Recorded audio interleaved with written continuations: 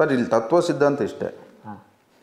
ಇವತ್ತು ಕರ್ನಾಟಕ ರಾಜ್ಯದಲ್ಲಿ ಎರಡು ರಾಷ್ಟ್ರೀಯ ಪಕ್ಷಗಳ ವಿರುದ್ಧವಾಗಿ ಒಂದು ಪ್ರಾದೇಶಿಕ ಪಕ್ಷವನ್ನು ಕಟ್ಟಿ ಈ ರಾಜ್ಯದಲ್ಲಿ ಕುಮಾರಣ್ಣವ್ರು ಎರಡಕ್ಕಿಂತ ಅಲ್ಪಾವಧಿ ಅಧಿಕಾರ ನಡೆಸಿದಂಥ ಸಂದರ್ಭದಲ್ಲಿ ಎಲ್ಲಿ ಬೇಕಾದರೂ ಇವತ್ತು ಎದೆ ತಟ್ಟಿ ಮಾತಾಡೋಂಥ ನಾಯಕತ್ವ ಕುಮಾರಣ್ಣವ್ರದ್ದು. 20 ತಿಂಗಳು 2006ರಲ್ಲಿ 2018ರಲ್ಲಿ 14 ತಿಂಗಳು ಅವ್ರು ಮಾಡಿರ್ತಕ್ಕಂಥ ಕೆಲಸಗಳು ಎಲ್ಲಿ ಬೇಕಾದರೂ ನಾವು ಹೇಳಿ 50 ವರ್ಷ ನಾವು ರಾಜಕಾರಣ ಮಾಡ್ಬೋದು ಅಂತ ಒಂದು ಭದ್ರ ಬುನಾದಿ ಹಾಕ್ಕೊಟ್ಟಿದ್ದಾರೆ ಅಂತೇಳಿ. Okay, fine. ನಿಮ್ಮ ವಿಶ್ವಾಸ ಹಾಗೆ ಇರಲಿ. ಹಾಗೆಯೇ ಆ ಒಂದು ವಿಶ್ವಾಸ, ನಿಮ್ಮ ನಡವಳಿಕೆ, ನಿಮ್ಮ ದೂರದೃಷ್ಟಿ, ಆಮೇಲೆ ನಿಮ್ಮ ಆ ಕಾರ್ಯವೈಖರಿ ಈ ಕ್ಷೇತ್ರದ ಜನತೆಗೆ ಎಷ್ಟರ ಮಟ್ಟಿಗೆ ಅನುಕೂಲ ಆಗುತ್ತೆ ಮುಂದಿನ ಅವಧಿಯಲ್ಲಿ ಅಥವಾ ಈಗ ಇರುವಂಥ ಅವಧಿಯಲ್ಲಿ ಬರುವ ವರ್ಷಗಳಲ್ಲಿ ಯಾವೆಲ್ಲ ಕೆಲಸ ಕಾರ್ಯಗಳನ್ನು ಇಮ್ಮಿಡಿಯೇಟಾಗಿ ಈ ಕ್ಷೇತ್ರಕ್ಕೆ ಮಾಡೋಕ್ಕೆ ಹೊರಟಿದ್ದೀರಿ? ಸರ್, ಇವತ್ತು ನಮ್ಮ ಶಿಡ್ಲಘಟ್ಟ ವಿಧಾನಸಭಾ ಕ್ಷೇತ್ರದಲ್ಲಿ ನಾನು MLA ಆದಮೇಲೆ ಇವತ್ತು ನಮ್ಗೆ ಹೈಟೆಕ್ ಮಾರ್ಕೆಟ್ ಅಂದ್ಬಿಟ್ಟು ಸರ್ಕಾರ ರೇಷ್ಮೆ ಮಾರ್ಕೆಟ್ ಹೈಟೆಕ್ ಮಾರ್ಕೆಟ್ ಅಂದ್ಬಿಟ್ಟು ಒಂದು ಪ್ರಾಜೆಕ್ಟ್ ಬಂದೈತೆ. ಅದಕ್ಕೆ ಸಂಬಂಧಪಟ್ಟಂಗೆ ನಾವು ಎಲ್ಲ ಅದಕ್ಕೆ ಸಂಬಂಧಪಟ್ಟಂಥ ಜಮೀನನ್ನಾಗ್ಬೋದು, ಅಲ್ಲಿ ಅವಶ್ಯಕತೆ ಇರತಕ್ಕಂಥ ಅಧಿಕಾರಿಗಳನ್ನೆಲ್ಲ ಮಾತಾಡಿ ಇವತ್ತು ಒಂದು ದೊಡ್ಡ ಪ್ರಾಜೆಕ್ಟ್ ಸುಮಾರು 225 ಕೋಟಿ ವೆಚ್ಚದಲ್ಲಿ ಇವತ್ತು ಶಿಡ್ಲಘಟ್ಟ ಪಕ್ಕದಲ್ಲಿ ಅಟ್ಯಾಚ್ ಇರ್ತಕ್ಕಂಥ ಹನುಮಂತಪುರ ಗ್ರಾಮದ ಹತ್ರ ಇವತ್ತು ಹೈಟೆಕ್ ನಿರ್ಮಾಣಕ್ಕೆ ಇವತ್ತು ಶೀಘ್ರದಲ್ಲೇ ಗುದ್ಲಿ ಪೂಜೆ ಆಗುತ್ತೆ. ಅದಾದಮೇಲೆ ಏನು ಇವತ್ತು ಶಿಡ್ಲಘಟ್ಟ ನಗರಸಭೆ ವ್ಯಾಪ್ತಿಯಲ್ಲಿ ಸುಮಾರು ಒಂದು 16,000 ಕುಟುಂಬಗಳು UGD ಸಮಸ್ಯೆ ಇದೆ.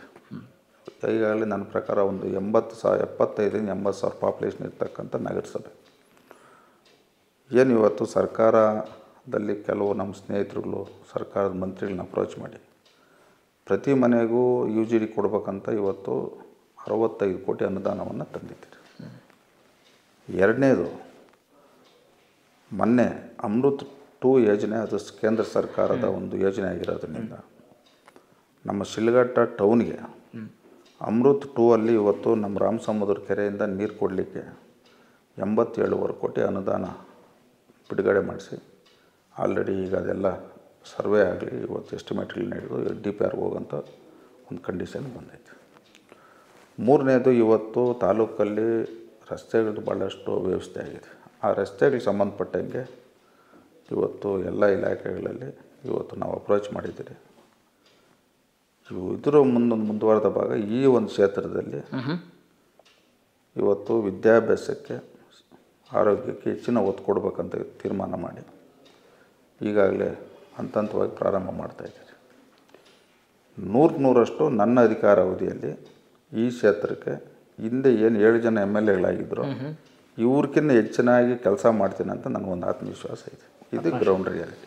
ಓಕೆ, ಅದೇ ನಿಮ್ಮ ಕನಸಿನ ಶಿಡ್ಲಘಟ್ಟ ವಿಧಾನಸಭಾ ಕ್ಷೇತ್ರ ಅಂತ ಅನ್ಕೊಳ್ಳಿ. ಬೆಳಕಿನ ಮುಂಚೆ ಏನಂದರೆ ಆಗೋಕ್ಕಿಂತ ಮುಂಚೆ ಮಾತಾಡೋದು ಪ್ರಯೋಜನ ಇಲ್ಲ. ಆದಮೇಲೆ ಮಾತಾಡಿ ಈಗ ನಾನು ಹೇಳಿರೋವೆಲ್ಲ ಮುಗ್ದಿರೋಂಥ ಕೆಲಸ, ಈಗ ಆಗಬೇಕಾಗಿರೋಂಥ ಕೆಲಸಗಳಿದ್ದಾವೆ. ಇವೆಲ್ಲ ಆಲ್ರೆಡಿ ಚಾನಲಲ್ಲಿದೆ. ಓಕೆ, ಆಗಕ್ಕೆ ಮುಂಚೆನೇ ಮಾತಾಡಿದ್ರೆ ಪ್ರಯೋಜನ ಆಗಲ್ಲ.